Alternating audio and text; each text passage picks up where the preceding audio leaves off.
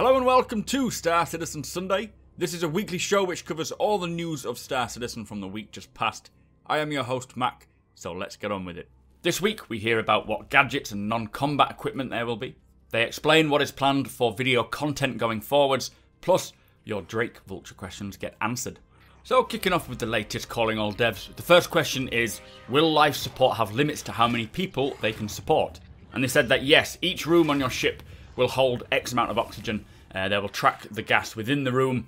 They have the oxygen producers, which is your life support machine, and the oxygen consumers, which is the player or other people. So yes, there will be a limitation to how many people you can hold for long periods of time, more like.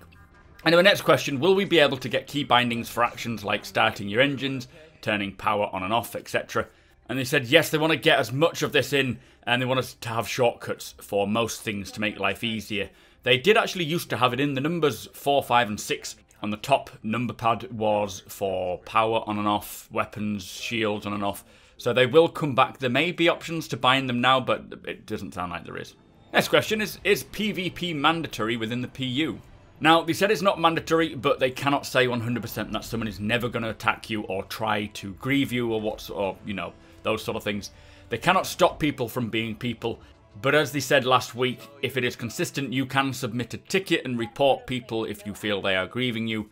But in lots of areas around the PU, they will have security, police, some safer areas. For example, starting locations will have very high security in so that people don't cause problems there. And they want to encourage the people who generally would to go further afield to get better rewards than being around the core early starter point planets. Now, there's always going to be a chance that someone will just attack you, but CIG will have systems and methods in place to discourage it in certain areas, but they don't want all areas to be safe. If you don't want to be attacked, remain within lawful space, go along the trade lanes, never travel beyond those sort of points, and don't go to the frontier, basically. But they've got to find a balance because they still need to have that PvP element, and they want people to have the option to. Now, final question, what non-combat equipment have they got planned? So they mentioned the Pyro multi-tool, which was previously the Grey Cat Paw, or the personal arc welder. This will have several different attachments, like a cutting attachment, as we've seen on Squadron 42's demo. There'll be a welding attachment, kind of like a repair and salvage attachment, so you can stick a repair canister to it and just repair maybe part of your wing superficially, not 100% back to best condition, just enough so that you can fly it back to maybe a garage or somewhere like a Cryastro. They are currently working on a tractor beam as well. It's only a small tractor beam, so able to push and pull small things, maybe draw lighter objects towards you, but you won't be able to just grip hold of a ship before it goes into quantum travel and surf it through. They are looking at other gadgets which we saw way back in the day when Ilphonic were working on the Star Marine demo and the animations for players. Things like the hologram decoy, the deployable shields, maybe some mines with different types of damage like we have for grenades, so maybe like an EMP mine. They want to have different stims potentially, where if you take it, it may allow you to run faster or perform things faster. Not likely going to be legal, but there will be different variations of this. They want remote turrets as well. They are looking into a lot, and more will obviously come later through development, but they want to make sure that they fit within the game and that they will work well. So none of them are really set in stone just yet. Apart from the Pyro tool, I'm pretty sure we're getting that one. Anyway, that was calling all devs, guys. Let's move on. So as many of you may have noticed, Around the Verse this week was under 5 minutes long. They said that they are reshuffling content a little bit like what we saw with ATV. Chris Roberts said last week in RTV that things will be changing. They're now getting separate shows. ATV is now kind of a news show with the project update. Shipshape will become its own thing. Behind the scenes stuff will become their own shows as well. It's kind of the same stuff, but a little more digestible. Very good for playlists, definitely on YouTube. But RTV is changing a little bit too. They can't follow up on ATV from the day before because it's changed. So this will change from time to time. It'll be interviews or happy hours like what we had this week. Some days may just be playing the game and chatting. And some others may be just shows like what we saw where they created the Vandal Dog or the sort of Spider Bug, which I really enjoyed them. There will not be 5 shows a week like it used to be. I think it's going to stick around more 4 per week, but doesn't mean it's a bad thing. Anyway, ATV. The project update, they said they're making improvements to 3.2 along the way, but focus is definitely now on 3.3.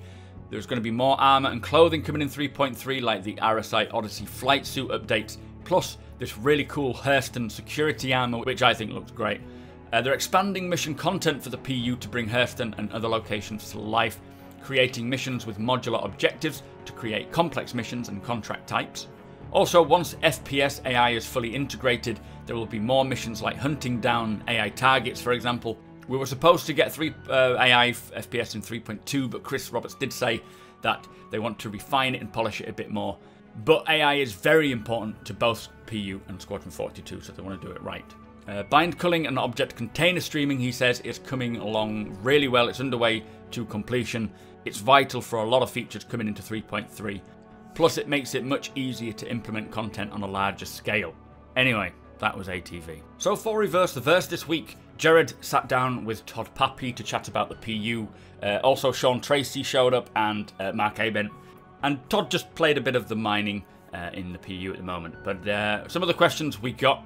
First one is there a plan to introduce an auction house, which I think would be very cool, but they say they're not going to consider it before player-to-player trading is in, but that would be something very cool for the future. Next question is, do planets and moons rotate around star systems?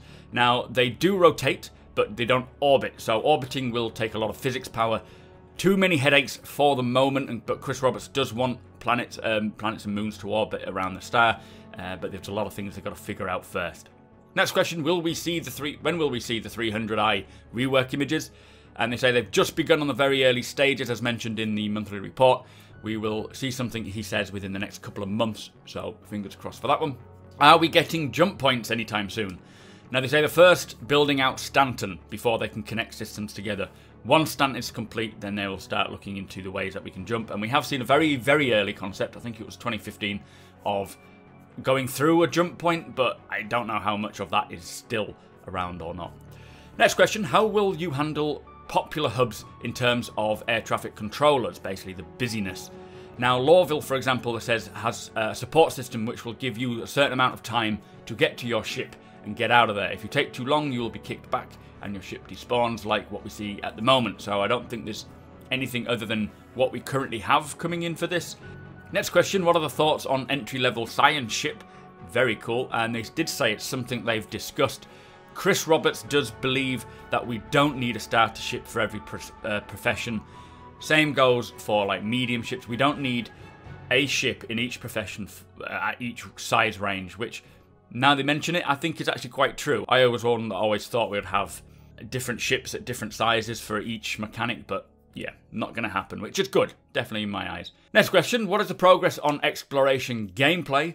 Now, they said the first thing they want to get is scanning, which we've got now for 3.2. From there, they want to go to long-range scanning, and then they need to figure out the probability of finding things. So, you know, how often will you come across stuff?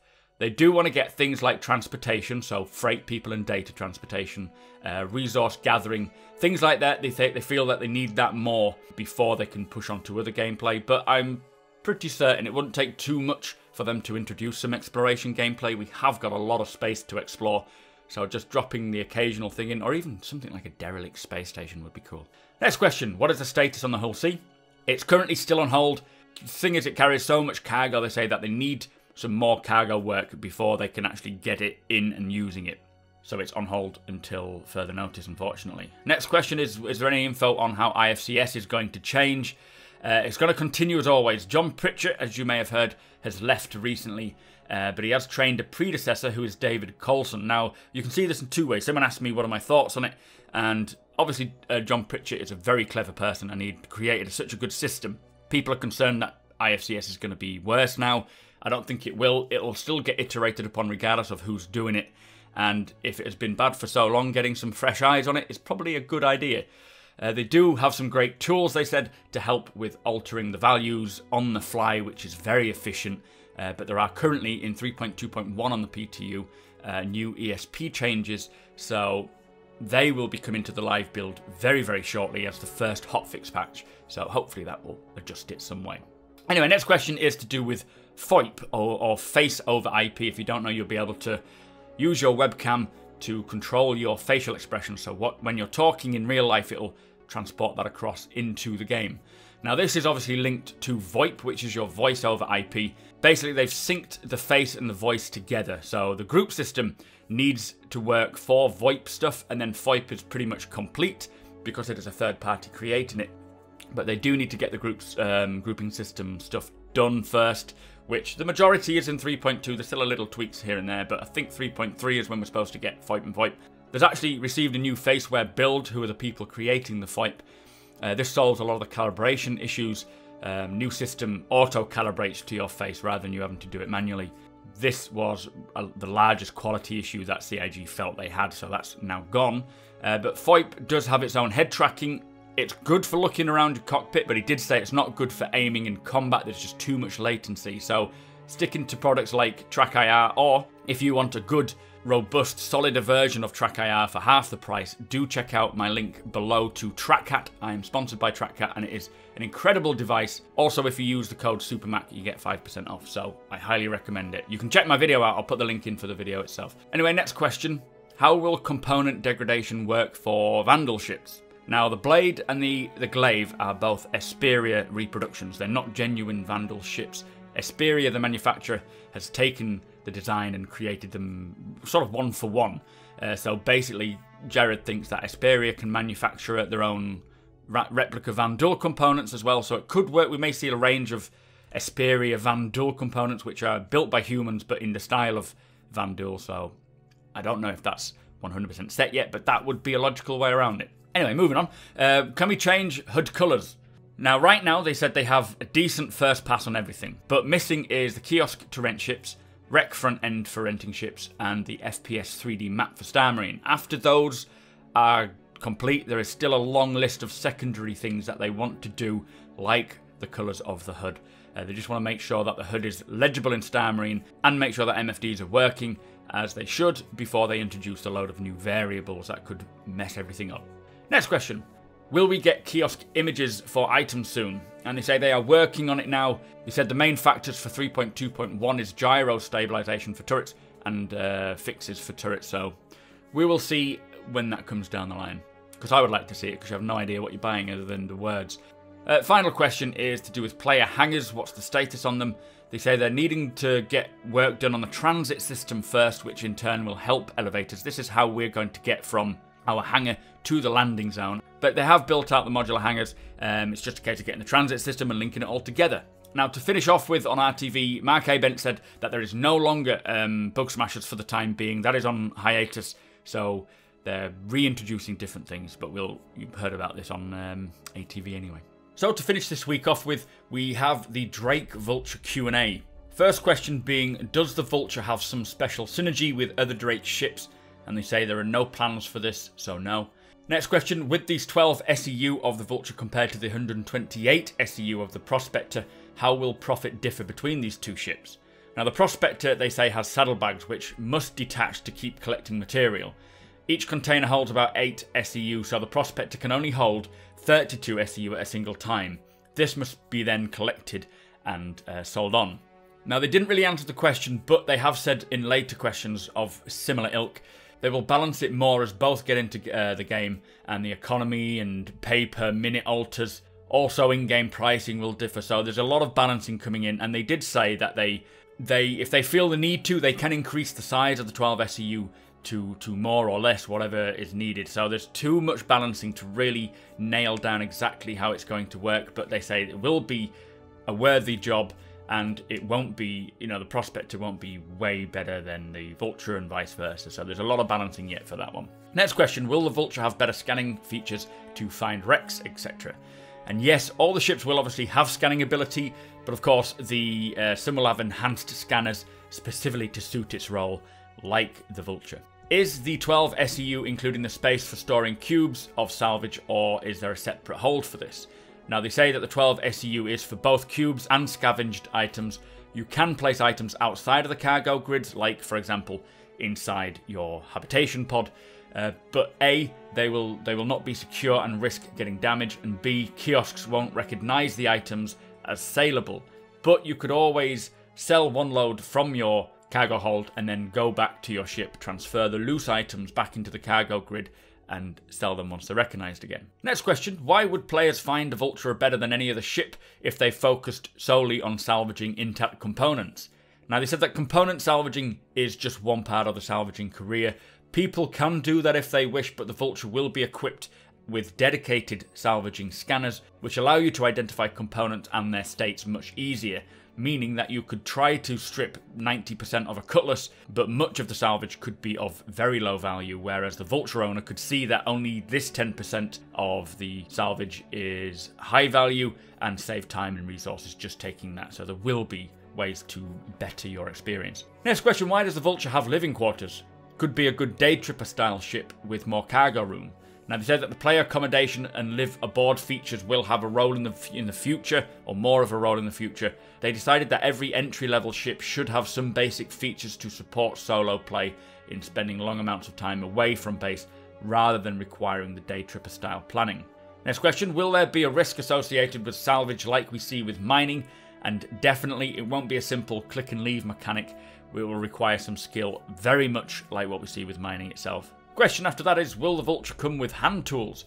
And yes, every Vulture comes with its handheld multi-tool used for welding and cutting, alongside a full complement of salvage charges. This is probably the pyro tool that we heard in Calling All Devs. Final question, does the Vulture have VTOL thrusters? And it does. It has 2 dedicated VTOL thrusters in the front nacelles at the rear of the landing gear, plus the 2 rear engines have VTOL capabilities if required. Anyway, that was the Drake Vulture Q&A. Let me know your thoughts, guys. I am an owner of the Vulture, and I love it. So, also this week, Lawmakers gets its own separate slot again. This week, looking at the Kano system. June's monthly report is live. There's a video on that coming soon on this channel, so be sure to subscribe. The weekly roadmap video I do will now be on Monday and Tuesday, as they have shifted the web update day as well. So it's no longer going to be Saturday for the roadmap update. Each week it'll be either the Monday, if it's out on time for me, or Tuesday morning sometime. So that brings us to the end of the show. Thank you for watching, and thank you to our subscribers, plus a massive thank you to our patrons as you make this possible. If you like what we do and want to help us make it better, follow the link in the description to our Patreon page to learn more.